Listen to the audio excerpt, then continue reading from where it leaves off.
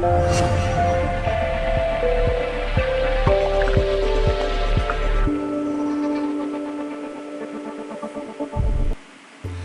ladies and gentlemen, this is your chef from guruscooking.in with what you have guessed it right now, dosa, or as my Tamil friends call it, dosai. Please make a note of the ingredients.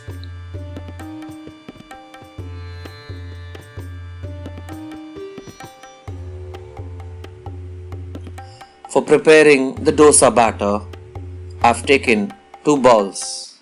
In one of them I'll be adding 3 cups of rice. This is Parmal rice.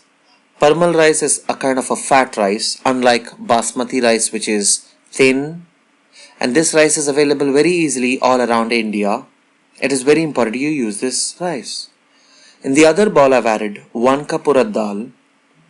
And now we'll wash both of these with enough water.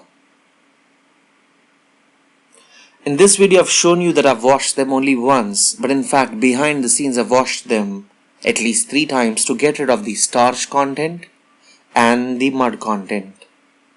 So wash it thoroughly, discard the water, and then retain the rice and the urad dal.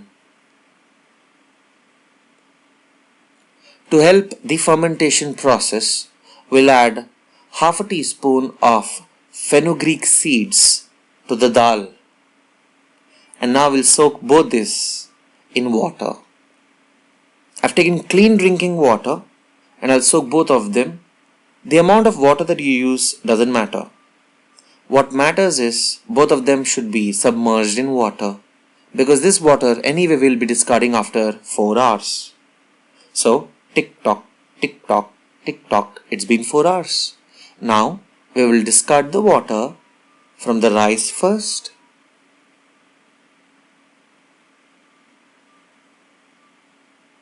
and then from the dal. So in these 4 hours, the rice and the dal have both soaked in the water. They must have bloated slightly, so don't be surprised. It's time for us to now grind them together to create a batter. So you can observe there is a little water content that is being added along with the dal and the rice. Don't you worry about that.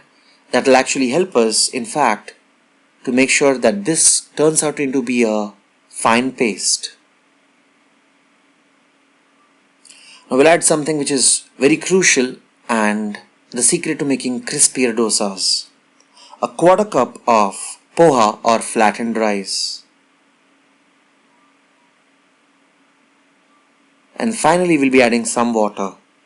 So now the question that is going on in your head is, how much water did we actually add? It doesn't matter. What matters is, do not add too much water.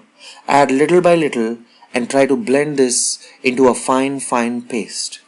And what should be the consistency of the batter? It should not be very thick, it should not be very thin, it should be in between. For the test, what you can do is you can grab a little on your finger and try to see if there are granules like these.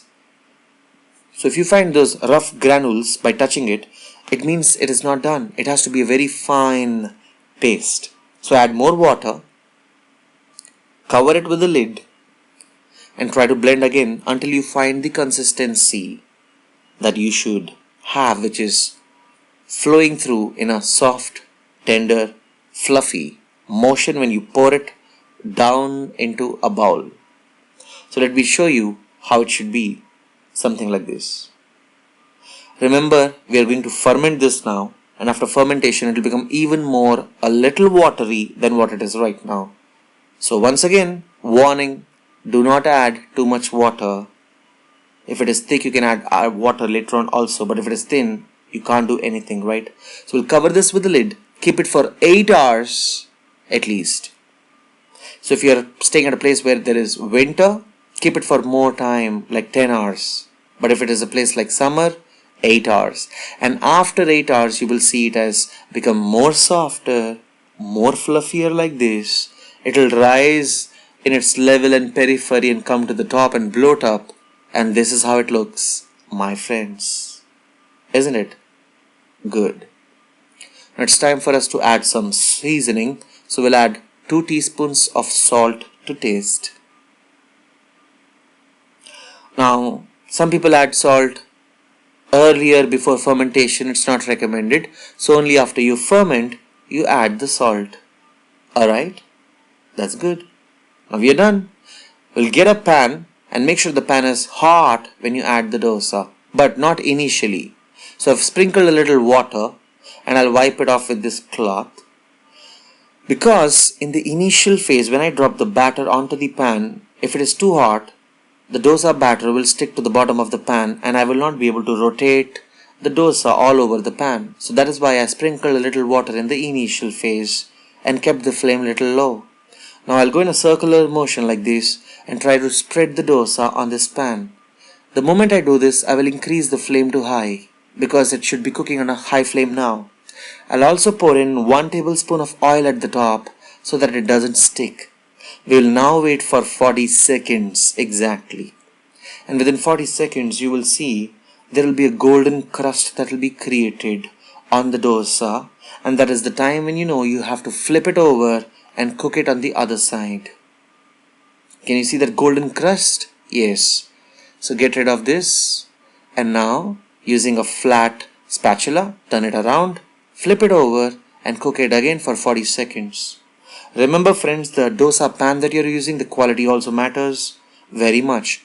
I'm using Prestige dosa pan. It is a very amazing pan. You will love it when you use it. Do buy this one. Your dosa is ready, my friends. Serve it with chutney, with sambar. Enjoy with your friends every morning, every afternoon, even in the night. It depends on whether you love it. You do. Alright, please make a note of the cooking instructions. Friends, I've also posted recipes for masala dosa, for onion dosa, uttapa, chutney, sambar, idli, medu vada, and other South Indian delicacies like upma.